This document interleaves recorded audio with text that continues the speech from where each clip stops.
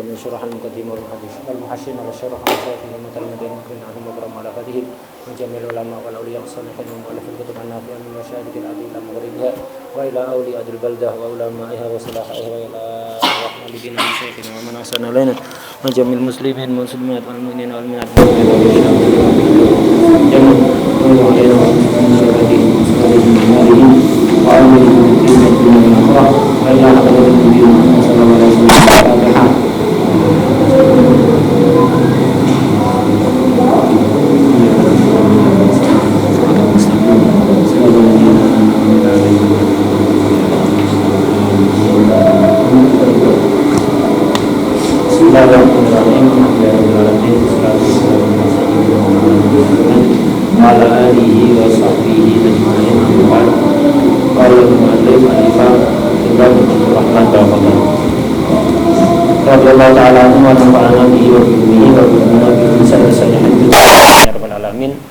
Fi kitabi al-muqaddimah ila anqal faslun mujibatul ghusli.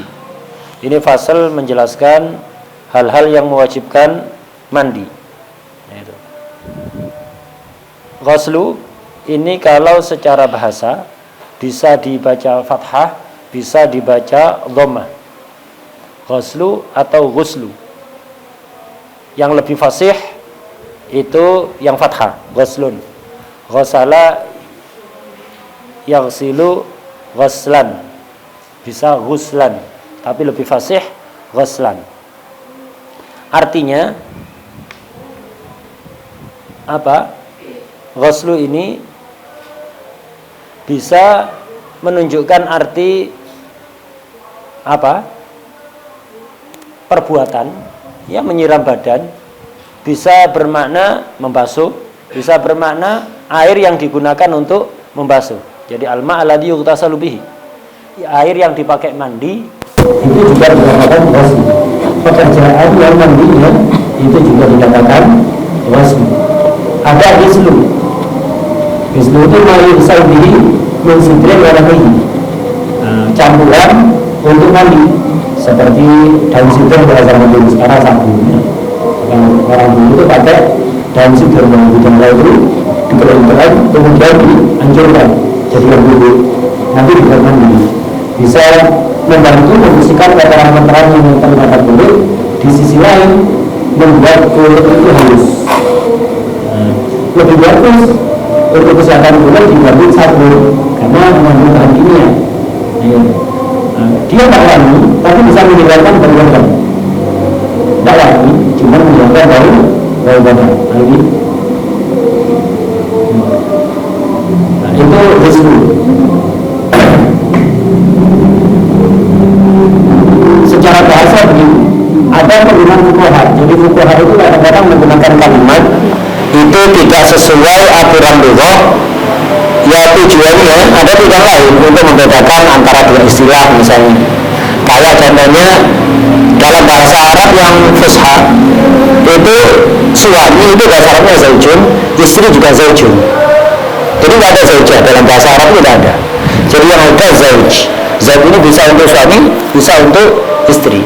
Tapi fuqaha membedakan suami zauj, kalau istri zaujah. Tujuannya apa? Untuk mempermudah kalau untuk belajar faraid disamakan zauj, ya kesulitan ya. Atau dalam akad nikah, kesulitan. Kalau disamakan pakai zaujun, maka fuqaha terpaksa membedakan. Sama dalam ghusl ini penggunaan fuqaha itu kalau diidhofahkan kepada sabab seperti mandi yang disunatkan karena mau jumatan, maka fuqaha lebih sering menggunakan dhamma. Ghuslul Jumat, ghuslul Idin, ghuslul kulli lailah min layali Ramadan, ghuslul janabah. Nah, begitu. Jadi kalau diidhofahkan kepada perbuatan, artinya lafaz mandi itu diidhofahkan kepada sabab yang mewajibkan atau yang mensunahkan, maka fuqaha lebih sering mengharapkan dhamma. Kalau secara lughah tidak ada bedanya, ghusl lebih fasih.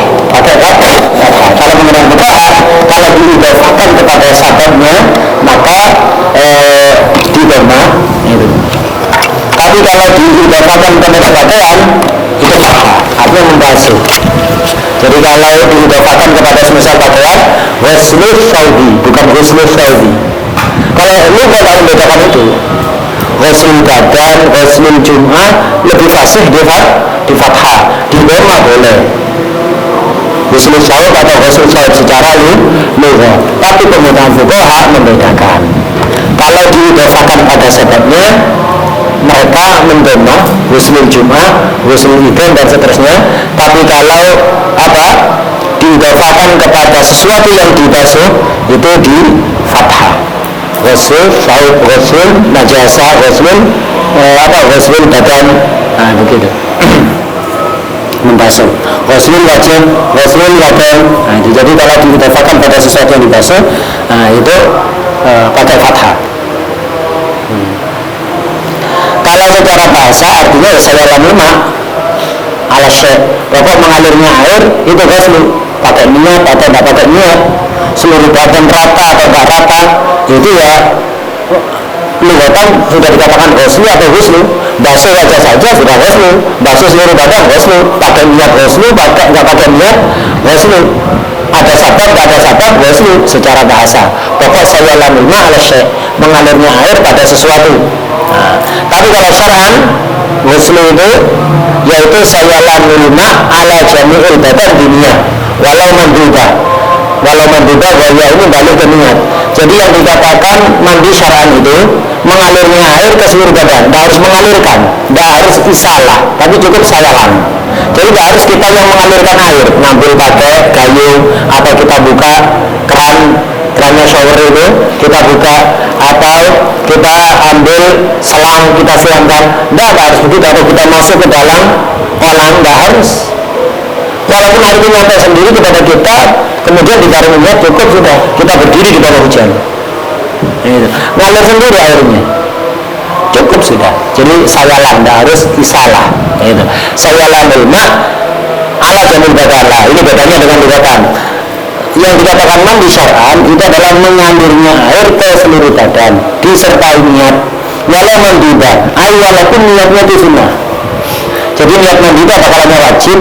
Dalam arti wajib ini harus dilakukan biar mandinya sah, dianggap sebagai taharah ibadah. Baik itu mandi janabah, mandi yang wajib, atau mandi sunnah, mandi malam Ramadan, mandi Jumat, itu harus niat. Artinya harus itu ya harus kita niati biar mandi kita jadi ibadah. Ada kadang mandi itu tidak harus niat, apa nggak diniat itu sudah jadi ibadah sah, seperti mandinya mayit. Orang mandikan mayit wajib kan mandinya kan ya, memandikannya. Apa harus niat? Tidak harus niat, apa nggak cukup mandikan mayit itu. Tapi sunat niat lah. Ini kalau mandi itu maksudnya begitu.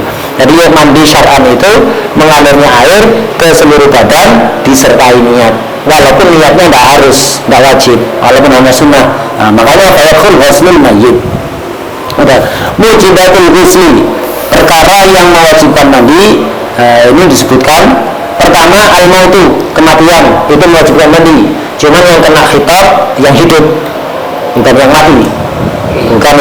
mati. Sehingga kalau ada orang mati tenggelam, mati kena tsunami atau karang, naik kapal karang, atau jatuh dari pesawat atau yang lain, itu nas'alullah wal-afiyah, mati tenggelam ada di air, apa sudah cukup? Tidak usah dimandikan? Enggak, tetap wajib mandi, wajib dimandikan oleh yang hidup, karena yang mukhatab yang hidup itu ini tenggelam dia di air, maka tetap harus dimandikan, kecuali yaitu jika mayitnya meninggal, jelas meninggal, kemudian dia memandikan dirinya sendiri, seperti Al-Imam Ahmad Al-Badawi, Sayyidi Ahmad Al-Badawi. Nah, ini salah satu tokoh sufi yang ketika meninggal setelah itu mandi sendiri karena makan itu cukup kalau seperti itu. Tapi kalau mati tenggelam tidak cukup. Nah, kalau jelas meninggal kemudian karomah memandikan dirinya sendiri cukup. Nah, jadi mati ini yang pertama. Kemudian yang kedua al-haidu, yang ketiga nifas, haid dan nifas. Ini wajib mandi. Tapi kalau sudah mampet, kalau belum mampet, niat mandi toharoh haram. Nifas belum mantap niat mandi toharoh haram. Tapi kalau niat mandi kepingin seger nggak masalah, niat mandi kepingin bersih nggak apa-apa. Tapi kalau niat mandi ibadah tidak boleh.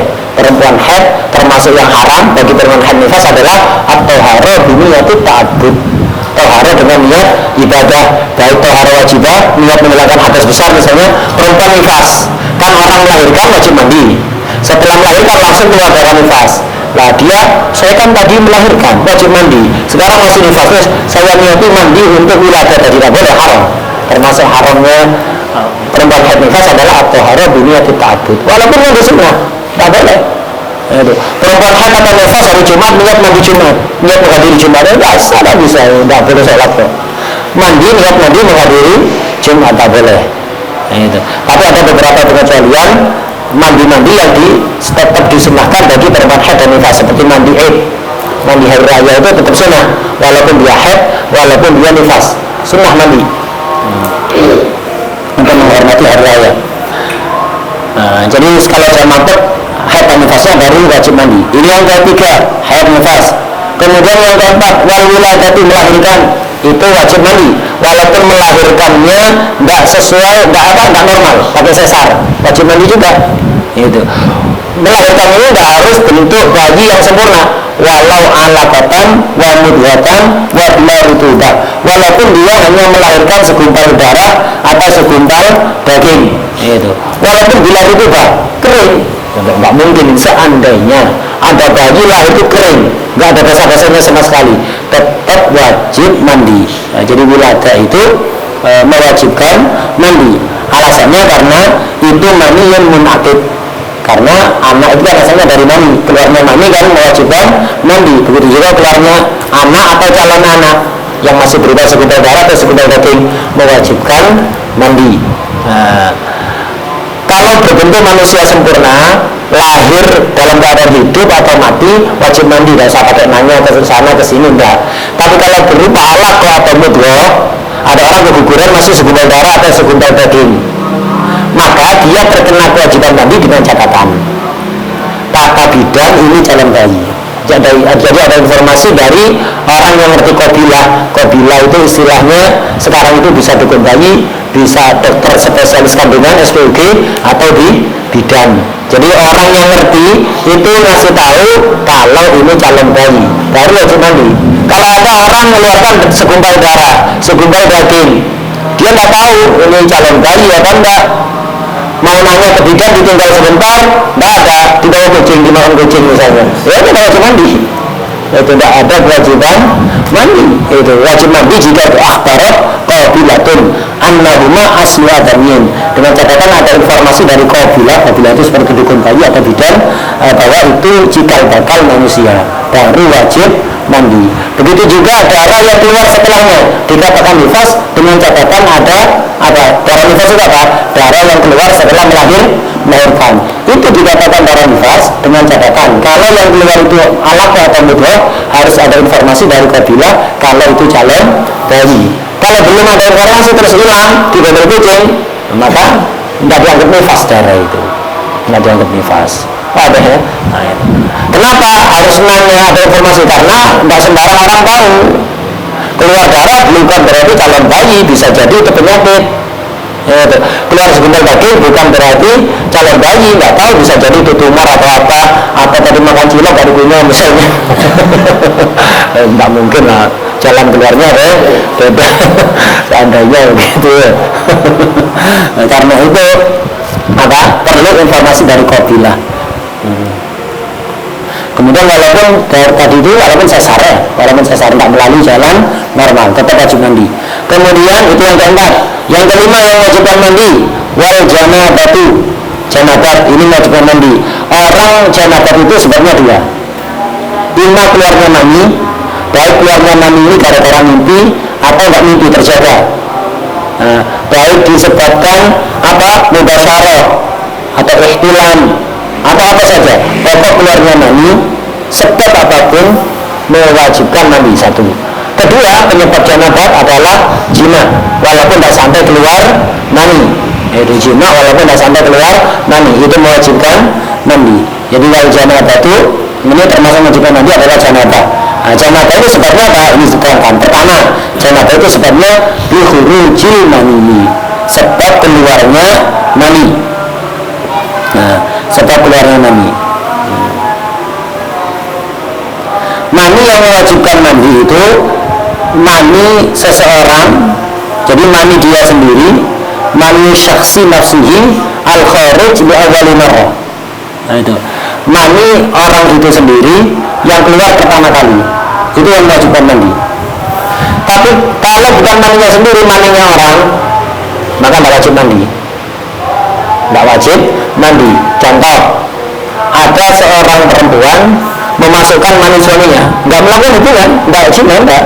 Jadi mani suaminya mimpi misalnya, tidur mimpi keluar mani, oleh istrinya dimasukkan kepada kemaluannya, diambil oleh istrinya, dimasukkan ke kemaluannya pakai sedotan atau apa, ala pilihan dimasukkan, dapat 10 menit keluar lagi, maka dipastikan ini bukan maninya bukan maninya dia, tapi maninya suami. Si istri tidak wajib mandi. Kenapa?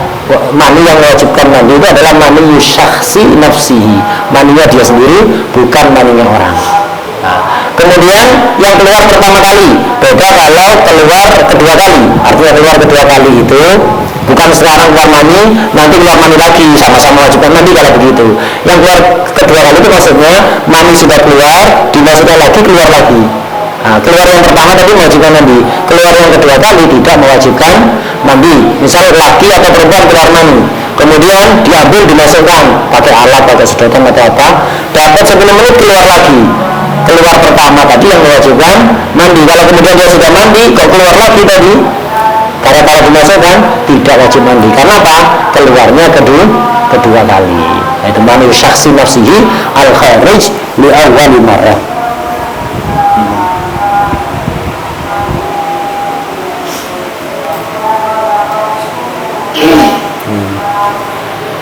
Terus ada perkara sering ditanyakan, kalau maninya dia sendiri wajib mandi, kalau maninya orang tidak wajib mandi. Kayak tadi itu, istri yang memasukkan mani suaminya kemudian keluar, maka tidak wajib mandi. Kalau campur wajib mandi. Kalau yang keluar itu campur, maninya istri dengan maninya suami, wajib mandi. Wajib mandi. Sering ditanyakan, kalau ada perempuan zina, itu di zina, mandi.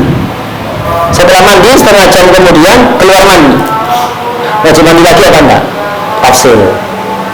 Jika ketika jima tadi itu si perempuan ini qadhat syahwataha, bahasa kitabnya itu qadhat syahwataha, jadi dia mendapatkan syahwatnya, melaksanakan syahwatnya. Artinya melaksanakan syahwatnya itu apa?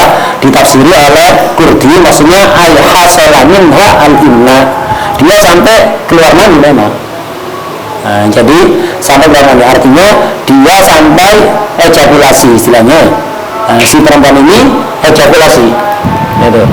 Jadi kalau si perempuan ketika dijima dia keluar mani, kemudian dia mandi, dapat 1 jam keluar lagi, wajib mandi lagi.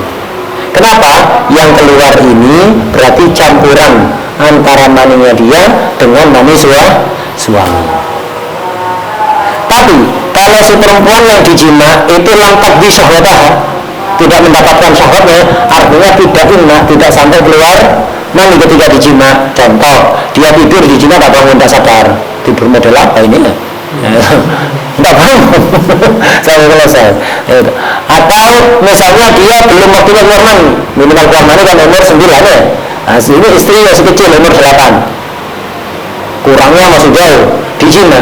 Dipastikan dia bakal keluar mani, belum waktunya keluar mani, umur 8 dijima. Kemudian mandi dia, wajib mandi karena jima itu mewajibkan mandi walaupun tak keluar mandi dia.